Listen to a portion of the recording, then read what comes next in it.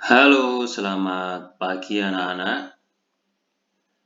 Hari ini kita ketemu lagi dengan pelajaran bahasa Indonesia. Pada kesempatan kali ini kita memasuki bab keempat dengan tema nilai kehidupan dalam dunia cerpen. Perkenalkan, nama saya Irsan Roseno. Ada beberapa subbab yang akan kita lalui ke depan. Yang pertama, pemahaman mengenai cerpen, nilai-nilai dalam cerpen, demonstrasi nilai-nilai dalam cerpen, unsur pembangun cerpen, yang terakhir, penyusun cerpen. Perlu diketahui, walaupun Bapak membuat materi presentasi mengenai cerpen secara online, anak-anak diharuskan juga untuk mencari referensi lain, bisa dari Google atau melalui modul-modul yang sudah Bapak berikan. Bisa juga mencari referensi buku lain. Baiklah, mari kita mulai dari subbab yang pertama mengenai pemahaman cerpen. Cerpen adalah cerita pendek kurang dari 10.000 kata yang memberikan kesan tunggal pada satu tokoh dan satu situasi yang habis dibaca dalam sekali duduk. Jadi, cerpen di sini hanya memiliki kurang dari 10.000 kata. Biasanya mengedepankan satu tokoh tunggal dan satu situasi yang habis dibaca dalam sekali duduk. Dalam arti sekali duduk itu tidak dalam berhari-hari seperti halnya novel. Di mana letak perbedaan antara cerpen dengan novel atau roman dan sebagainya? Cerpen di sini dia tidak mengalami perubahan nasib tokohnya. Tokoh tidak mengalami perubahan nasib. Sedangkan cerita-cerita yang panjang seperti halnya novel, roman, dan sebagainya, si tokoh mengalami perubahan nasib. Saya kasih contoh misalnya, cerpen mengenai tokoh lupus misalnya, atau cerpen mengenai kisah cinta di sekolah misalnya.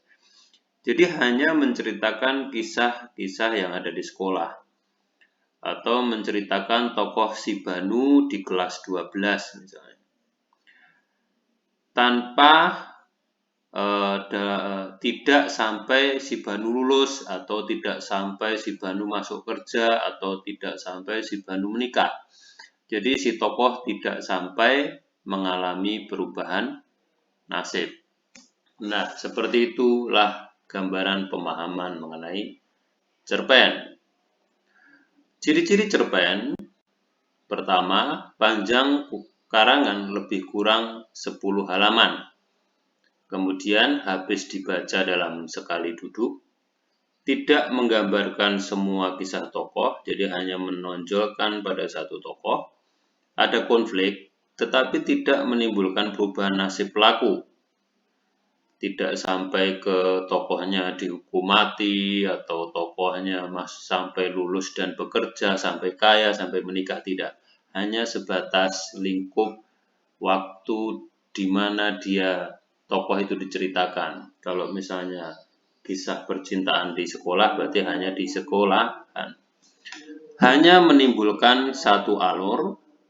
Kemudian ciri yang berikutnya, perwatakan tokoh dilukiskan secara singkat, namun memberikan kesan mendalam bagi pembaca.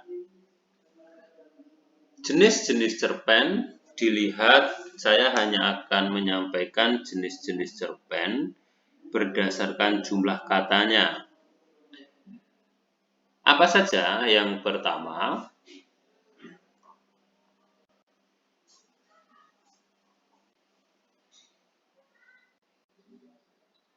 ada cerpen mini, kemudian ada cerpen ideal, dan ada cerpen panjang. Apa itu cerpen mini? Cerpen dengan jumlah kata antara 750 sampai 1000 kata. Itu masuk dalam kategori cerpen mini. Kemudian kalau cerpen ideal itu cerpen dengan jumlah kata antara 3000 sampai 4000 kata. Kemudian kalau cerpen panjang itu adalah cerpen dengan jumlah kata 10.000 kata. Nah, cerpen panjang ini biasa ditulis oleh cerpenis Amerika, baik itu Amerika Serikat, Amerika Latin, dan Eropa pada umumnya.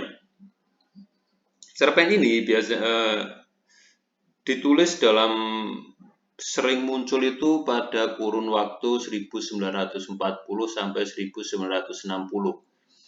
Kalian bisa baca dalam bukunya Pranoto tahun 2007 halaman 13 sampai 14. Kita memasuki subbab berikutnya, yaitu nilai-nilai dalam cerpen. Nilai-nilai yang bisa diambil di dalam cerpen atau biasanya nilai-nilai yang dituangkan di dalam cerpen, yaitu ada nilai politik, ada nilai moral, religius atau keagamaan, budaya, kepahlawanan, atau sosial. Nah, bagaimana mengidentifikasi nilai-nilai dalam cerpen? Langkah-langkah yang pertama adalah membaca cerpen dengan seksama. Jelas, kalau kalian ingin mengetahui nilai yang terkandung di dalam cerpen, hal pertama yang kamu lakukan haruslah membaca terlebih dahulu. Kemudian menganalisis tindakan dan dialog yang dilakukan oleh tokoh. Menyimpulkan nilai-nilai kehidupan lewat tindakan atau dialog di dalam tokoh. Subbab berikutnya, demonstrasi nilai cerpen dalam kehidupan sehari-hari. Pertama, tetap sama dalam memahami nilai-nilai, yaitu membaca cerpen dengan cermat dan teliti, menganalisis nilai kehidupan dengan mengamati tokohnya, baik itu tindakan dan dialognya, kemudian menyimpulkan nilai-nilai kehidupan yang terkandung di dalam cerpen, kemudian menganalisis keterkaitan nilai-nilai kehidupan yang terkandung dalam cerpen dengan kehidupan masyarakat sekarang. Yang terakhir, mempraktekkan nilai-nilai yang didapat dalam kehidupan sehari-hari. Jadi, nilai moral yang bagus yang ada di dalam cerpen itu setelah kalian dapat adalah mempraktekkan nilai-nilai yang terkandung dalam kehidupan sehari-hari. Itu demonstrasi. Selanjutnya, unsur-unsur pembangun dalam cerpen seperti halnya karya sastra yang lain sama, yaitu ada unsur intrinsik dan unsur ekstrinsik. Yang pertama, unsur intrinsik yaitu tema. Apa itu tema? Tema itu adalah ide secara keseluruhan yang digunakan untuk membangun sebuah cerpen. Ide atau tema. Kemudian alur. Alur itu jalan cerita di dalam cerpen. Kemudian ada latar atau setting. Kapan, di mana, dan suasananya seperti apa dalam cerpen tersebut. Kemudian ada amanat. Amanat itu pesan, pesan moral. Kalau dalam upacara itu untuk amanat istirahat di tempat gerak, berarti untuk menyampaikan pesan-pesan yang baik-baik di dalam sebuah cerpen. Sudut pandang. Sudut pandang itu adalah cara pengarang menampilkan dirinya dalam sebuah cerita. Bisa menggunakan sudut pandang orang pertama atau sudut pandang orang ketiga. Tidak ada sudut pandang orang kedua dalam sebuah karya sastra. Yang ada adalah pertama dan ketiga. Sudut pandang orang pertama misalnya aku, saya, kami. Sudut pandang orang ketiga bisa tokoh nama, bisa menggunakan dia, Ya kan, kata ganti orang ketiga. Penokohan itu adalah karakter yang ditampilkan oleh seorang tokoh. Tokoh itu dalam bentuk nama atau kata ganti. Si Joni, si Fulan, si Tini, Angling Darmo, Lupus itu tokoh. Tapi kalau penokohan itu baik, santun, bisa dipercaya, adil itu penokohan. Itu karakter yang ditampilkan oleh tokoh. Kemudian kita beranjak ke unsur ekstrinsik. Bahasa dan latar belakang pengarang. Unsur intrinsik itu dipengaruhi oleh biografi pengarangnya. Seorang pengarang yang punya biografi berbeda pasti akan memberikan karakter yang berbeda terhadap hasil karyanya. Salah satu contoh, misalnya, orang yang dilahirkan di masa penjajahan dan karya sastra yang dilahirkan di masa penjajahan pasti akan berbeda dengan karya sastra yang lahir pada masa sekarang dan ditulis oleh orang pada masa sekarang. Di masa penjajahan pasti karyanya berhubungan dengan perjuangan, kehidupan yang sederhana, dan sebagainya. Kalau di masa sekarang lebih condong kepada romantisme, percintaan, dan sebagainya. Begitu juga dengan latar belakang pendidikan. Orang yang punya latar belakang pendidikan tinggi dengan orang yang latar pendidikannya kurang tinggi pasti akan menghasilkan karya sastra yang berbeda. Seperti halnya kamu membuat sebuah roti dengan orang yang membuat roti lulusan tata boga. Buatanmu yang punya biografi yang berbeda dengan orang yang lulusan tata boga tadi pasti menghasilkan roti yang berbeda pula. Itulah yang disebut dengan unsur ekstrinsik, unsur dari luar yang berpengaruh terhadap terbentuknya sebuah karya sastra. Struktur cerpen itu yang pertama ada yang disebut dengan pengenalan situasi atau exposition. Pengenalan situasi itu saya kasih contoh misalnya seperti ini. Di sebuah desa yang gelap,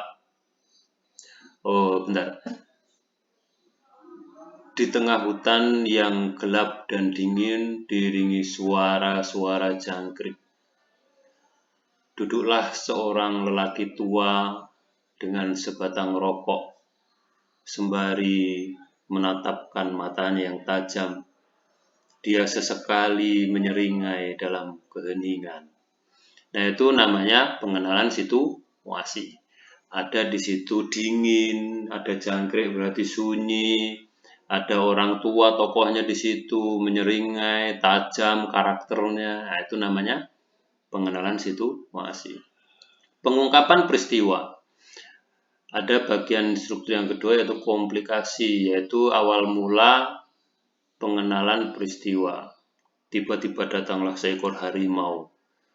Harimau itu dengan lambat datang menghampiri si kakek tua. Dengan tenang si kakek tua menekukkan kepalanya. Sesekali mengerutkan dahinya karena melihat seekor harimau itu dengan tenang dan ganas menatapkan matanya seolah-olah ingin menerkam. Nah, itu pengungkapan peristiwa. Kemudian struktur yang ketiga ada rising action atau menuju konflik. Saya kasih contoh misalnya, tiba-tiba harimau itu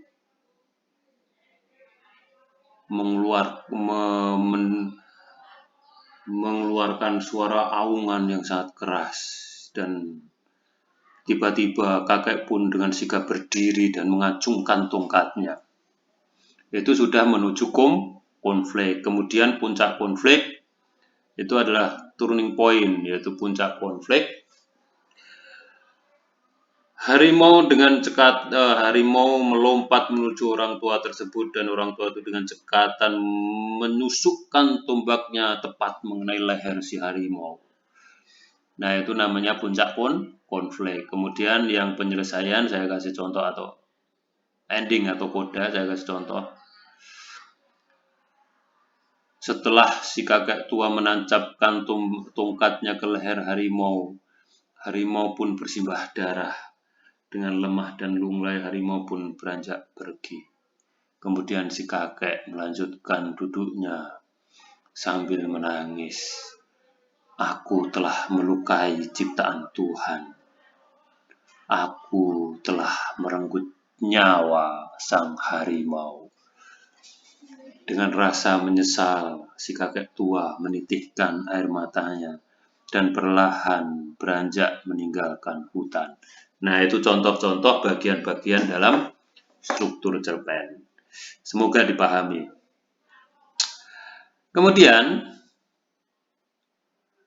unsur kebahasaan cerpen ada verba aksi, ada keterangan waktu, dialog, dan unsur verba aksi itu kata kerja. Verba itu kata kerja aksi. Aksi itu melakukan. Kemudian keterangan waktu itu kata yang menunjukkan keterangan waktu itu di pagi hari, di sore hari, malam hari, ya kan. Dialog yaitu bahasa-bahasa yang menunjukkan makna dialog. Penyusunan cerpen ada caranya. Pertama adalah menentukan tema, jelas karena struktur intrinsik sebuah cerpen itu adalah menentukan tema. Kemudian menentukan pusat pengisahan, maksudnya pusat pengisahan itu mau difokuskan ke kisah yang seperti apa. Kemudian menentukan karakter tokoh yaitu penokohan. Kemudian yang keempat menentukan latar atau setting, seperti yang Bapak sampaikan tadi, bahwa latar itu kapan, di mana, tempatnya, suasananya, kemudian menyajikan cerpen dengan alur yang menarik. Selanjutnya, langkah menyunting cerpen. Menyunting itu menyeleksi, ya, mengoreksi. Setelah dibuat, kemudian dikoreksi sebelum diterbitkan. Yang pertama adalah membaca. Setelah kamu membuat cerpen tadi, kamu baca dulu secara keseluruhan. Kemudian yang kedua mencermati kesalahan dari ejaannya, penulisannya, ataupun tanda bacanya. Kalau salah diperbaiki, ya kan, supaya lebih baik. Oke, sampai di situ dulu pembahasan mengenai nilai kehidupan dalam dunia cerpen. Kita masih ada satu bab lagi, yaitu nanti kita akan lanjutkan ke bab 5. Apabila ada pertanyaan bisa WA langsung atau melalui Google Classroom. Nanti ini akan saya kirim ke Google Classroom, atau bisa juga komen langsung di bawahnya. Tetap semangat belajar online walaupun sangat cenderung membosankan. Tetap jaga diri anak-anak dan salam corona. Assalamualaikum warahmatullahi wabarakatuh.